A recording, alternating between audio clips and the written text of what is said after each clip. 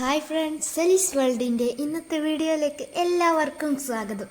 ഇന്ന് ഞാൻ നിങ്ങളുടെ മുന്നിൽ വന്നിട്ടുള്ളത് ഒരു ഉഗ്രൻ ഉന്നക്കായ റെസിപ്പിയുമായിട്ടാണ്. അപ്പം നമുക്ക് നേരെ വീഡിയോയിലോട്ട് കിടക്കാം. ഞാനിവിടെ എടുത്തിട്ടുള്ളത് 5 പഴമാണ്. ഇനി നമുക്കിത് പീസാക്കി ഒന്ന് വാട്ടിയെടുക്കാം. പഴം വാടുന്ന സമയത്ത് നമുക്ക് തേങ്ങ, അതുപോലെ മുന്തിരി, അണ്ടിപ്പരിപ്പ് ഒന്ന് വറുത്തെടുക്കാം. അപ്പം തേങ്ങയൊന്ന് വറുത്തെടുക്കുന്നതിന് വേണ്ടിയിട്ട് ഞാനിവിടെ 1 ടേബിൾ സ്പൂൺ നെയ്യ് ഇട്ടിട്ടുണ്ട്. ആദ്യം നമുക്ക് ഇതിലേക്ക് അണ്ടിപ്പരിപ്പിടാം.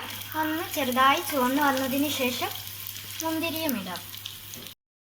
ശേഷം ഇതിലേക്ക് നമുക്ക് തേങ്ങയിട്ട് വറുത്തെടുക്കാം.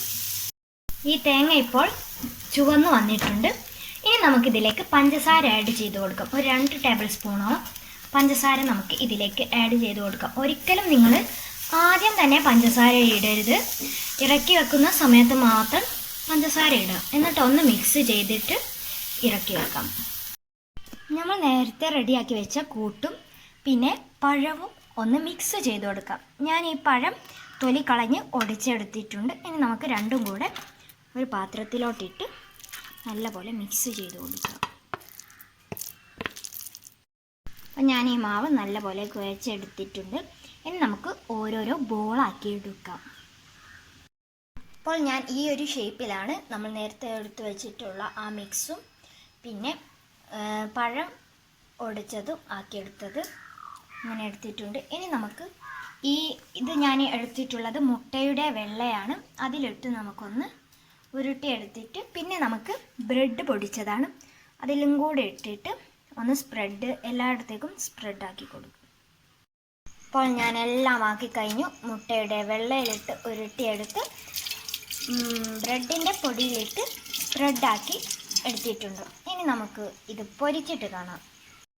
അപ്പം ഞാൻ ഇതിലേക്ക് ആ ഒരു ഉന്നക്കായ മുങ്ങാൻ മാത്രം വിധത്തിലുള്ള ഓയിൽ ഒഴിച്ചു കൊടുത്തിട്ടുണ്ട്. ഇനി നമുക്ക് ഓരോന്നായിട്ട് പൊരിച്ചെടുക്കാം.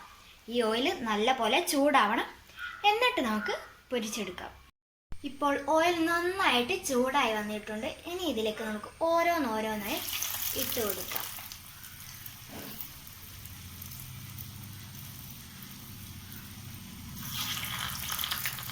ഇനി ഇതെല്ലാം പൊരിച്ച് കഴിഞ്ഞിട്ട് നമുക്ക് ബാക്കി കാണാം. ഇപ്പോൾ ഞാൻ ഇതെല്ലാം പൊരിച്ചെടുത്ത് കഴിഞ്ഞിട്ടുണ്ട്. നിങ്ങൾ എന്തായാലും ഈ ഒരു പലഹാരം ട്രൈ ചെയ്യണം. കാരണം നല്ലൊരു സിമ്പിളായിട്ട് പെട്ടെന്ന് ഉണ്ടാക്കാൻ പറ്റിയ നല്ലൊരു 4 മണി പലഹാരമാണ്. അതുപോലെ തന്നെ ഇത് നല്ല ടേസ്റ്റി ആയിട്ടുള്ള മറ്റൊന്നുമാണ്. നിങ്ങൾ തീർച്ചയായും ഇത് ട്രൈ ചെയ്യണം.